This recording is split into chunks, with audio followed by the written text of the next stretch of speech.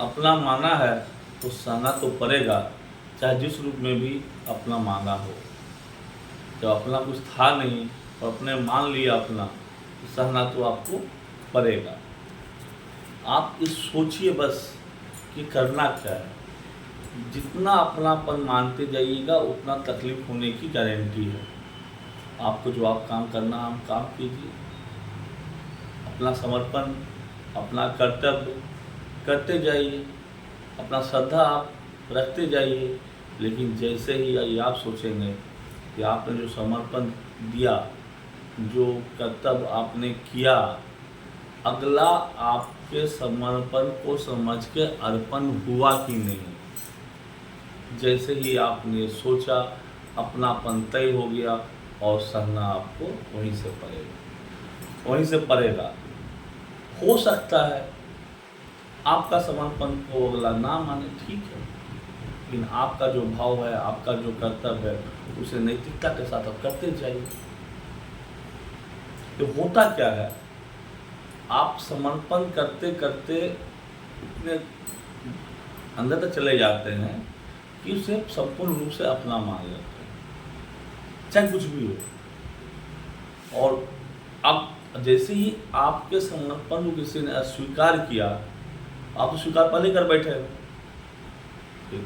तकलीफ तो होगी, यहाँ तकलीफ तो होगी।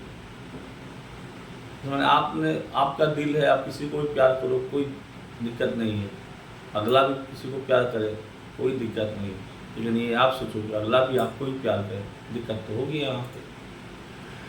और स्वीकार अस्वीकार के बीच में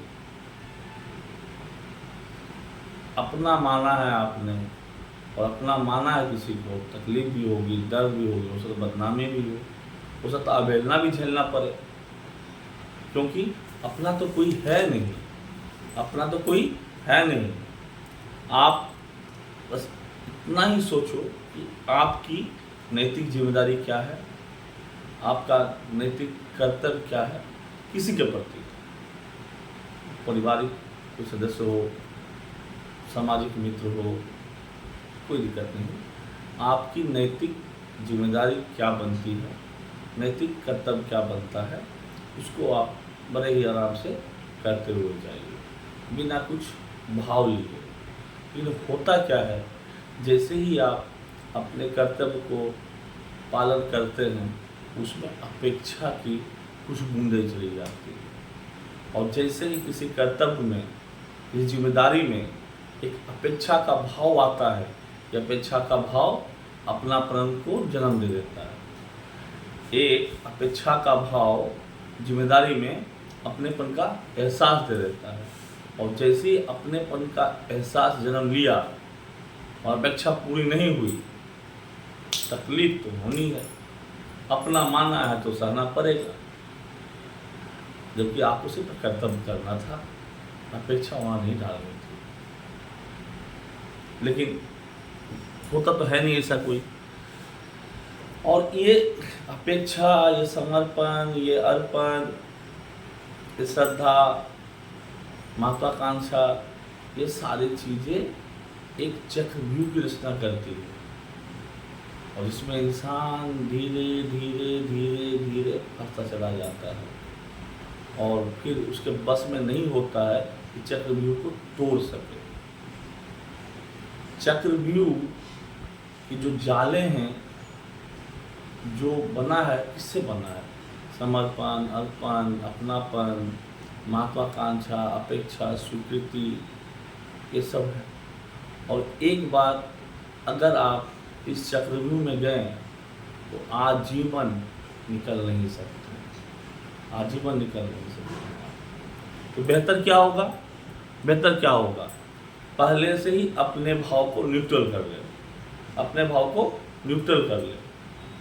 जो भी आप कर्तव्य करते हो बिना अपेक्षा के करेंगे, कोई आप कर्तव्य करते हैं बिना अपेक्षा के करेंगे, अगला समर्पण दे या ना दे, अपना कुछ अर्पण करे या ना करे, अपने को फर्क नहीं पड़ता।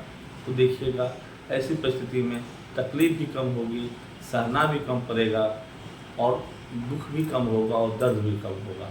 ऐसा होता तो है नहीं, ऐसा होता तो है नहीं।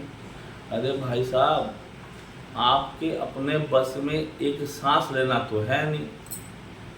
आप अपने दम पे एक सांस की गारंटी तो ले नहीं सकते हैं आप, और बना लिए पूरे सारे जहां को अपना।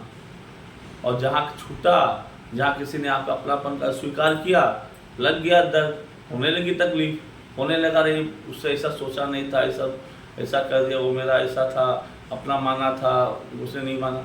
अरे जब आपकी सांस की अपनी गारंटी नहीं है तो अपनापन गारंटी क्यों लेना है? आज जो ज़मीन आपकी है, कल किसी और की थी, परसों किसी और की थी, तरसों किसी और की थी। ये ज़मीन कल किसी और की होगी, परसों किसी और की होगी, तरसों किसी और की होगी। आज आपकी है, आपने अपना ही मान लिया, तो फिर अपना माना है तो सहना तो पड़ेगा। तो